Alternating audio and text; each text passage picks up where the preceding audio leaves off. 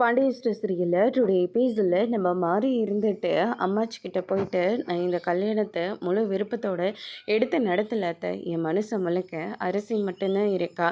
கொஞ்ச நாள் இந்த வீட்டோட மருமகளாக அவள் இருந்திருக்கா. அவன் மேலே நான் உண்மையான பாசத்தை வச்சுட்டேன்.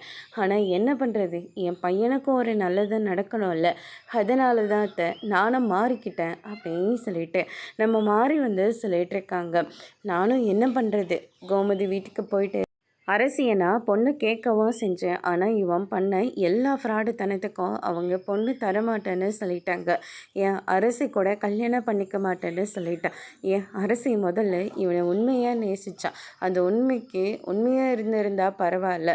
ஆனால் அவன் அப்பங்கேச்சு பேச்சை கேட்டு இவன் உருப்படாத போயிட்டான் அப்படின்னு சொல்லிட்டு நம்ம அம்மாச்சியும் ஒரு பக்கம் சொல்லிக்கிட்டு இருக்காங்க. அதெல்லாம் பேசிகிட்டு இருந்தா என்னத்தான் அர்த்தம்? அடுத்த நம்ம கல்யாண வேலையை பார்த்து தானே ஆகணும். இவன் ஆரம்பத்தில் இருந்தே நம்ம பேச்சை கேட்டிருந்தா கூட இந்நேரம் அரசியை இவனை கல்யாணம் பண்ணிக்க சம்மதம் சொல்லியிருப்பா. ஆனால் இவன் தேவையில்லாத வேலையை பண்ணிட்டான். அதனால தான் அரசி இவனை போனால் போகட்டும்னு சொல்லிட்டு உயிர் பிச்சை கூட போட்டிருக்கா அப்படின்னு சொல்லிட்டு மாறி சொல்லிடுறாங்க. இதை கேட்டோன்னே நான் கூட உன்னை தப்பாக புரிஞ்சுக்கிட்டேன், என்னை மன்னிச்சிட மாறி அப்படின்ற மாதிரியே சொல்கிறாங்க. என்னத்தை நீங்கள்லாம் போய் எங்கிட்ட போய் மன்னிப்பு கேட்டுட்ருக்கீங்க? சரிங்க அத்தை, குமாரோட கல்யாணத்தை இனிமேலாச்சும் நம்ம எல்லாரும் ஒன்றா சேர்ந்து நடத்தலாம் அப்படின்னு சொல்லிட்டு மாறி சொல்கிறாங்க. அதோட இன்னைக்கான பிரம்மம் முடிச்சிருக்காங்க.